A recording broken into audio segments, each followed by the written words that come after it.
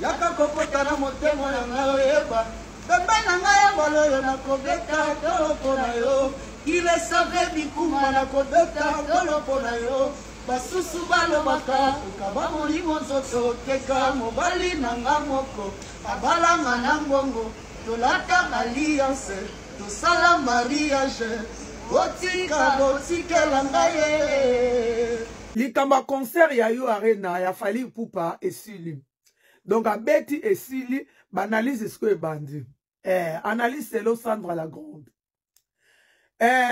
Bino baloba ka faire egola as beti union sacrée asangisi bato ba beti. Siko o penga na moni na concert oyo.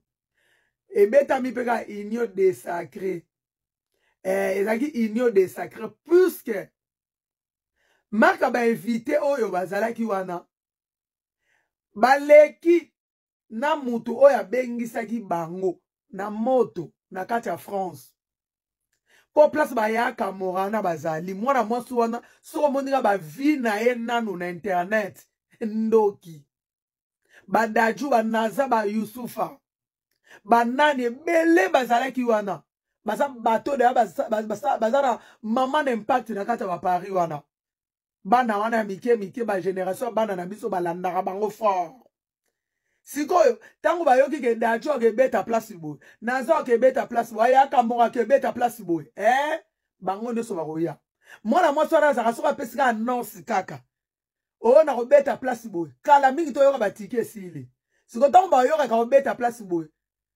Place ile mzu ticket na ko $50. So 50 euros. Ba okende te. Batu batondi wana nyoso baka bato ba Rolanda Fally te. Fally ameki nzoto yu arena esimbi. Oye Kongola liboso esimbi tondimi likambuti. Me nzoto ifala meka oye moko nanu. Azui bato ba ana sena ye.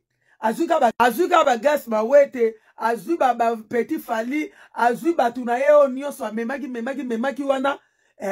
Abengisi ba Robino Mondibu ndenge ga salaka ameki nzoto na mwa batu amike ba ana sena ye me ye abeti na batu oyo presque baza wana ba leki ye na makambo na ndenga ba France awa na ndenga bana na biso penza ba leki ye na makambo bato ya zwi baza de bato batondisa ba sale bango moko sa musu ba puya bato bele siko boye bisanga salwana ego koma na bato belete ndenge nini donc Fally abeti yu arena kombo eza ya Fally concert eza ya Fally me batu baza nyonso ga ya Fally ti alors na lingi kutete bo ganga wana Fally fate batu wana nyonso ya kolanda Fally ti ba fan bazaki ya bato bele ndenge bolobi ke faire egola beta union sacrée faire egola abetaki presque na batu oyo baza ba leki na ina age pe ba na ba leki na musique pe ba na ba leki na succès ba pe ba leki na ba fan c'est le oku boyebi wana de ande kona biso mo pe ba fan nesus Fabrigas boyebi situation mikolo moi no reba donc bango nyonso ye mo faire alekaki mukolo na bango le bango ba ye ko sunga abengisa ba Fally te ba wera te ba papa chéri te na ndenge na ya bamboka te ba abengisa ba grand te abengisa ba petit na ye do ameka ki nzoto ye moko sino Fally kuna meki nzoto ye moko te. Félicitations. Remarque mususu Fally abeti kaka presque 1 heure du temps kuteleke belé akati a chebana bato wana mususu bando sauter ok bakendela ki Fally pe désordre elekaki retard ezalaki ya makasi 19h beti 19h30 beti akota zo kota te pona nini batu na ba komite o batu te ndenge ya ba poto awande mundela sala heure za heure donc tango e bandi prix oyo ya ko kuta biso mais place wana pe ezaki susu mbilinga toke Fally Ipupa ye kola kolia na bato bo cercueil eza kilo ba musicien wana oyo yo ozwa ko tshaka na sima kuna to yo ki ata mutu moko acha ata vocalité toyoki te kopesa ta mutu moko pe micro aleka pe liboso ayembi te petit fali kuta yembaki mpona nini petit fali oyebi mutu olule aza te yo linga balula aka yo moko ongalaka bana mibali wana siko na nsima oyo batikalaka batelemi wana basala eloko malonga te bayembi te toyoki kutu te oyo bazwa ata solo ata nini musala na bango sikoyo nini mususu lisusu asisi kobeta Fally Ipupa apesi bafane ne au revoir te abungi ka bongo o miyibi bakotelaki ye miyibi yango bakotelaki azalaki ata na bijou munene te na kingo balinga bayiba zebola wana obe balinga oyiba sengla alataki obe balinga otike mutakulosi te donc wana nyonso eza ke professionnalisme te soki numéro 1 yango toyebi te soki ya ndenge nini mpo bafa ebele ya ndenge wana okozwa ata ide te kobeta obeti lokumu na mboka ezongi kitoko mutu akufi te eloko moko mabe esalemi te en tout cas wana félicitation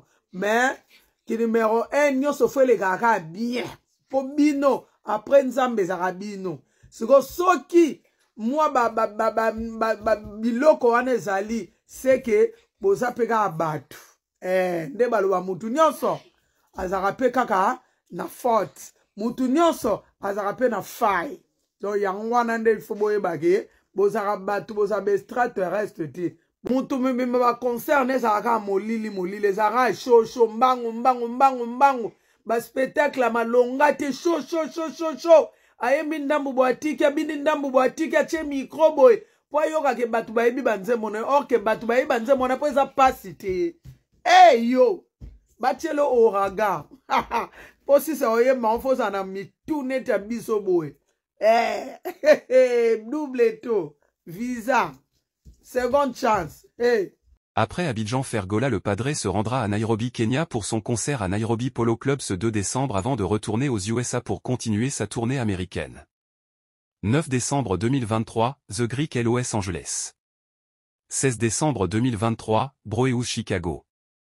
Devant un public conquis, Fergola le Padré a fait vibrer l'hôtel Ivoire d'Abidjan avec un concert riche en musique. Devant une salle totalement pleine, Fergola réussit à mettre le feu et livrer un concert inédit, les Ivoiriens très satisfaits du spectacle. Avec un show séduisant, un spectacle à couper le souffle. Fergola officiel illumine Sofitel Hôtel Ivoire à Abidjan. Encore une fois, le Congo a été honoré. Fergola le Padré, que les gens retiennent que l'année prochaine nous aurons de grands événements dans de grandes salles d'Europe. Le Sofitel Abidjan Hôtel Ivoire avait vibré 2 fois de suite sous le charme du champion d'Afrique Fergola World Fan. Seconde production de Fergola officielle hier le 26 novembre à Sofitel Hôtel Ivoire à Abidjan, le public était au rendez-vous. Ça commence à devenir sérieux et ça fait peur de l'autre côté puisqu'ils risquent que leur concert soit encore effacé et oublié comme c'était le cas avec celui du Stade des Martyrs.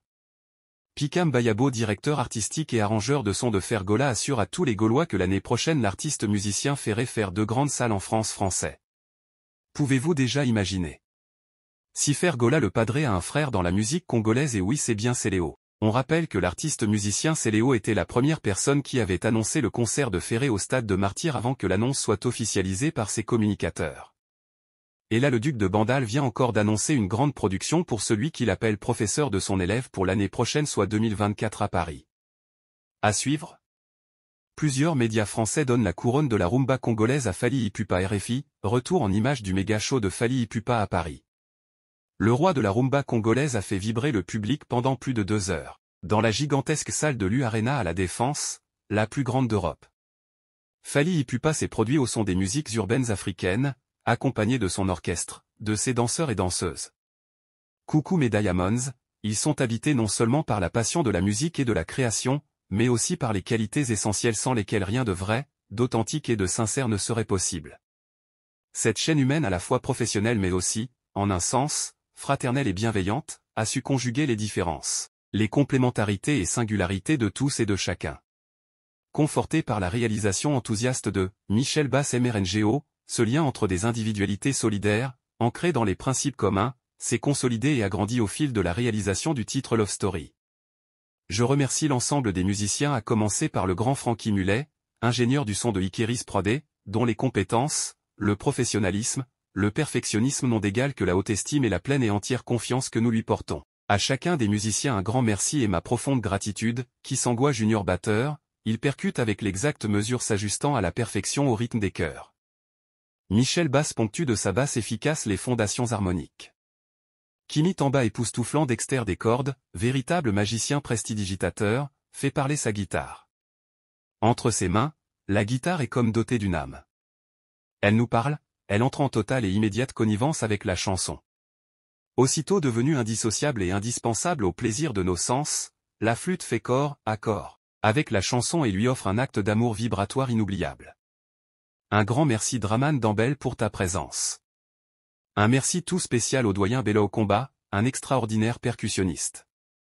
Je remercie tendrement Mijom Pinsani, un talentueux pianiste, claviériste. Rien n'échappe à celui qui voit et entend du dedans. Il porte la lumière du jour dans les notes de son clavier. Enfin et entre tous, un hommage très ému au choriste. À vous le dernier mot. Pas le mot de la fin, mais les mots de l'ouverture, de l'espoir et de la foi en vous les choristes. La foi en un monde meilleur, la foi en ceux qui aiment, respectent leurs congénères et apportent leur aide. Un grand merci à tous ces génies rencontrés à la croisée de ce projet musical. Rendez-vous le 22 décembre.